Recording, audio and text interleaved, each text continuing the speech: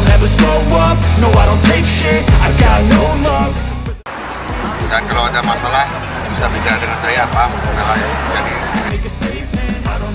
Rombongan pemain dan ofisial timnas Palestina dijadwalkan tiba di Bandara Soekarno-Hatta, Cengkareng, Jakarta, Sabtu, 10 Juni 2023. Palestina akan menjadi lawan Indonesia di FIFA Matchday pada Rabu, 14 Juni 2023. Duel ini bakal digelar di Stadion Gelora Bung Tomo, Surabaya.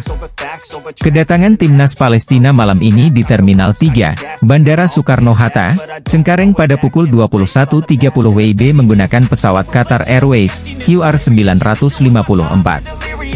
Terima kasih, demikian pernyataan media officer PSSI.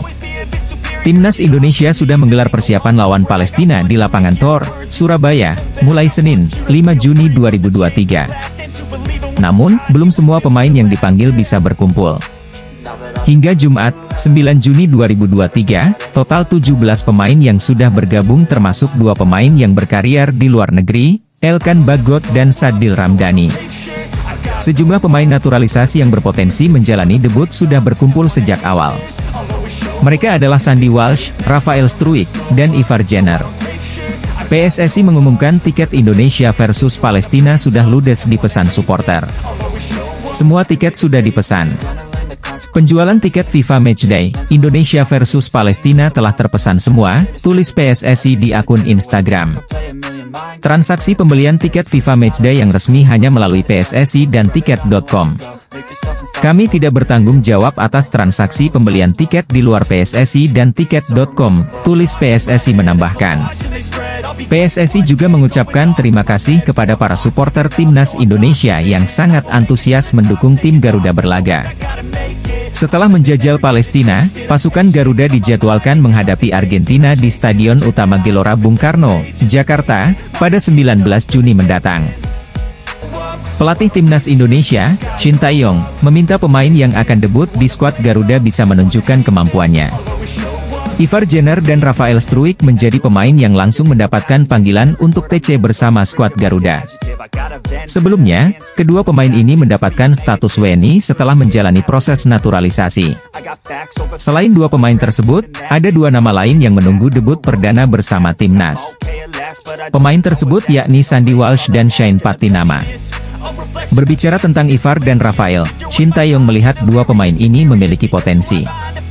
Apalagi, mereka sudah menjalani atmosfer sepak bola Eropa.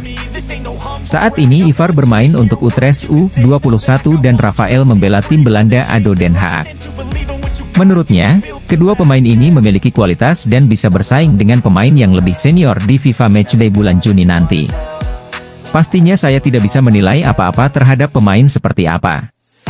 Tetapi saya hanya menilai pemain tersebut bisa ke timnas Indonesia senior karena tingkat dia sudah segitu, kata Shin Tae-yong. Pelatih asal Korea Selatan ini menambahkan bahwa dia berharap semua pemain yang akan menjalani debut bisa menunjukkan kemampuannya di lapangan. Apalagi, lawan skuad Garuda di FIFA Matchday nanti cukup berat, yakni melawan Palestina, 14 Juni 2023, dan Argentina, 19 Juni 2023. Selain itu, ajang ini sebagai persiapan dalam pembentukan tim jelang Piala Asia 2023 yang digelar tahun depan. Melalui FIFA Matchday kali ini saya berharap pemain-pemain tersebut bisa berkembang lebih dari sekarang, tegasnya. Sementara itu, Rafael Struijk berambisi untuk mendapatkan kesempatan debut bersama skuad Garuda di FIFA Matchday bukan Juni nanti. Dia akan berjuang untuk beradaptasi dengan cuaca yang panas daripada di Belanda. Tujuannya, agar bisa mendapatkan perhatian Shin Tae-yong dan membuatnya tampil bersama timnas. Saya berharap bisa dapat menit bermain saat bertanding nanti.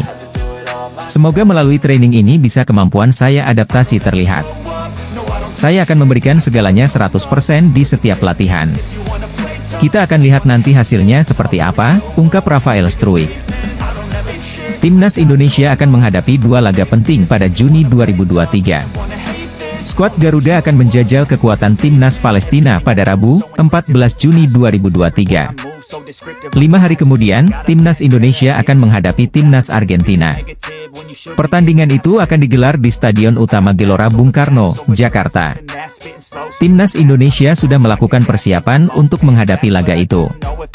Sebagai persiapan awal, skuad Garuda sudah menjalani pemusatan latihan di Surabaya sejak Senin, 5 Juni 2023. Ada 26 pemain yang sudah dipanggil Shin Tae-yong untuk menghadapi dua laga itu. Namun, belum semuanya bisa bergabung. Sebab, masih ada beberapa pemain yang masih harus memperkuat klub masing-masing. Jelang dua laga penting itu, menarik untuk melihat nilai pasar terkini skuad Timnas Indonesia. Siapa kira-kira pemain dengan nilai pasar paling mahal menurut Transfermarkt? Sandy Walsh menjadi pemain dengan nilai pasar termahal di skuad Timnas Indonesia saat ini. Walsh saat ini memiliki nilai pasar mencapai 34,76 miliar rupiah. Sandy Walsh saat ini masih bermain di Belgia bersama KV Mechelen.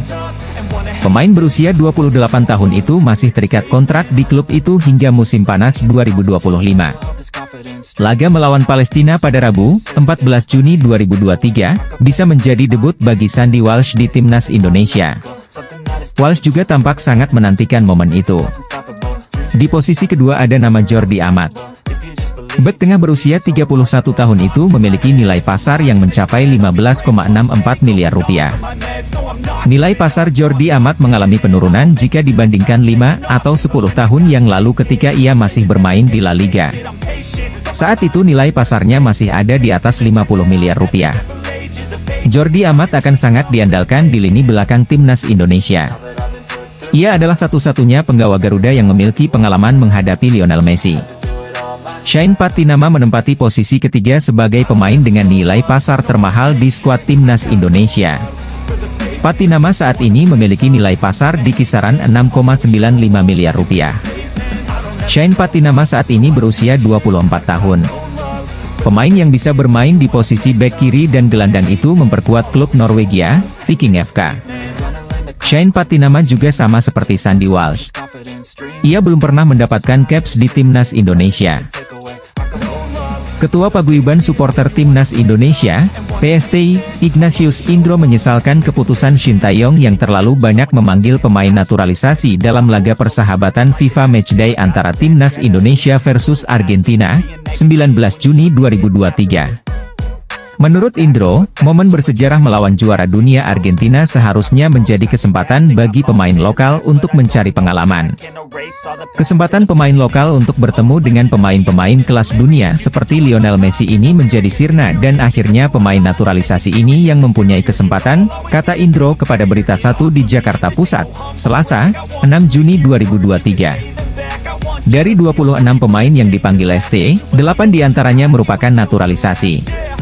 Mereka ialah Mark Klok, Stefano Lillipali, Jordi Amat, Elkan Bagot, Sandy Walsh, Rafael Struijk, Shane Patinama, dan Ivar Jenner.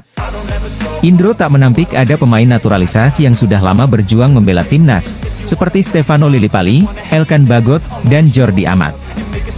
Namun dengan adanya penambahan 4 pemain naturalisasi lainnya, menurut Indro mengurangi kesempatan bagi pemain lokal untuk menambah pengalaman.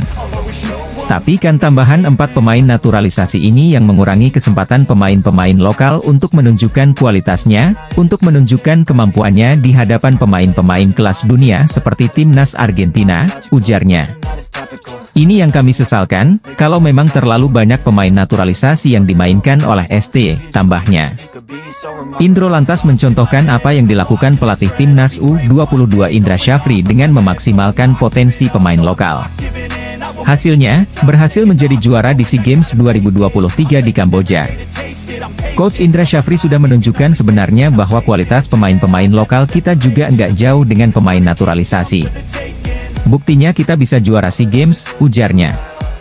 Ia pun berharap, ada kolaborasi yang baik di tim kepelatihan timnas antara Indra Syafri dan ST agar tidak selalu bergantung pada naturalisasi dan memperbaiki sistem pencarian bakat pemain lokal.